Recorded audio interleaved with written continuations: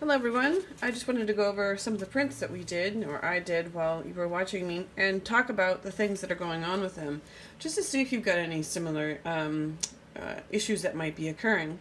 So, the more we print, the more we're going to understand what our roller is doing on the rolling pad and what our pressure is doing as we're rolling it across our plate. And you can see this little section in here. Some of you may have had that too. And it could be that the plate itself is bowed or buckled. There we go. And there's a high spot, and when you roller it through, you're really not connecting with the actual pad itself. So one way to do that is to put more even pressure across the whole thing initially and roller. And you can do that by putting more blankets across the top of it, or maybe by putting another piece of paper and rolling on top of that.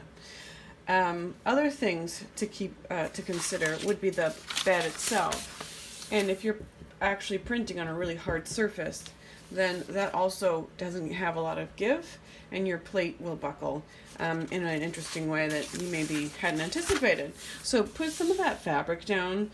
My suggestion would be to use the felt or a similar style blanket maybe, and then go find perhaps a tablecloth or a really heavy piece of plastic, something that's got a little bit of give to it, but it's also firm, and put that down, put your plate down, or your paper, and then print on top of that. Right. So that could be one issue going on with that. I talked about these things right here, and this is me forgetting to take my inked off print off of the piece of paper that I was using, and all too quickly I set it right down on top, this piece of paper on top of everything, and got my sides. So if that is you, or let's say that you are inking in the same spot, and you've inked on both sides of your paper, what you can do is you see that happening, and you've got your plate down, but you don't want to move it. You can put pieces of paper on top of that ink and then roll it. And I've done that in the past where I see maybe ink coming through, and it saves me a little bit of time and also the print itself. Again, a high spot here and stuff that might be lifting off of the plate as I roller. So of all the prints, this is a better copy of what I was trying to do on my printing bed, but I messed up by going too quickly and not actually taking this off of the piece of paper that the foam was located on. Alright. I think, I've got some more here. This is actually a really great copy too, and I like to rate my prints, and the best is always going to be on top. You could cut these out, and I could cut this out, and it's actually going to look really nice. This is one that I tried to just put on top of an already inked in pad just to see what I could capture. So it's kind of a second print on the actual plate that I use. So I printed it once, trying to see, maybe it was this one. And then there was still ink there, so I just put it down on top and rollered it. And then printed twice with one inking. Alright, so this is a really good rendition. I would call this a good one because I see clarity of all my lines in here. I see my edges. I have a nice even roll of white on here that matches the white that's in here. I also have some depth in my lines right there, and I have a really nice clean border. So that's why this is a really good print. This is a good print just for the clarity of the detail. And this one is not as great, and I had this occurring down here. So what that is, after I put my plate down and I put my paper on top of it, I pressed really hard here and I let go before I rolled all the way through. And you're noticing, I'm sure, that whenever you're putting this down, we've got a really good pressure contact on one spot. And as we roll and roll back, you might be concerned you'll shift the paper, and so the tendency is to lift up as you're rolling back. And what I need to do is start down here and roll all the way through, and of course have the plate closer to me. So that was a product of not enough pressure towards the very end of my roll on the back side when I was, I guess, using the rolling pin. Alright, this one we talked about a little bit, but you can see this one. This is a when the print is on the plate and you roll it and then it moves, the paper actually moves. And that was me rolling once with my rolling pin and rolling back, and this is occurring. So the paper slipped. So that one's no good, but it's a great example of what that looks like. This is a great copy. However, there's something going on with the ink on top of it. And this, if you've seen the speckling here, what happened, and this might be actually my red that I used, that as it was on my rolling brayer, when I was rolling it, it was very sticky. And so it created this texture of stickiness on the roller. You can do a couple of things. You can roll it on another piece of paper because there's a lot there. You're basically creating a secondary inking bed.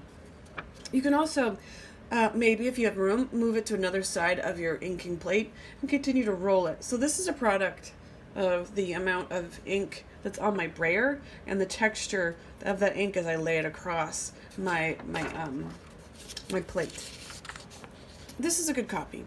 And the reason why, again, it's a good copy is that I have really nice, even inking of black, just a little bit of lift right here. And remember, that's just because when I pushed it down, there was a bow in my plate. If you're having serious issues with that, you can certainly take your plate and actually glue it to a harder surface, even another piece of cardboard, and that will also help resolve some of that lift, in addition to putting it on an actual piece of fabric or something that's soft and has a little bit of give. This is an okay print, but I didn't have enough pressure. So I had enough ink on my inking pad. Actually, it looks like a really great inking that should put on my plate. And how I know is that I've got a lot of even texture on here. I can really see the white grooves that I put in the plate. And I can see a lot of the stippling that I put in here. But it seems like either the ink dried and not enough came printed onto my paper, or I wasn't pushing hard enough to really get all the ink to lift off the bed. These last two, you can see, are from the Rainbow Roll, and I honestly have to say I like them both. I like this one better for a variety of reasons, even though it has this issue going on. So this, I believe, I gotta stare at it. I know. I thought it was white at first, but this is actually where there was if you can think about it on the roller itself, what I actually had was a lot of ink here, not very much ink here, a lot of ink here. So when I rolled it across my printing bed, it went from thick, thin, thick, thin. All right. And that's what this is, not enough right here.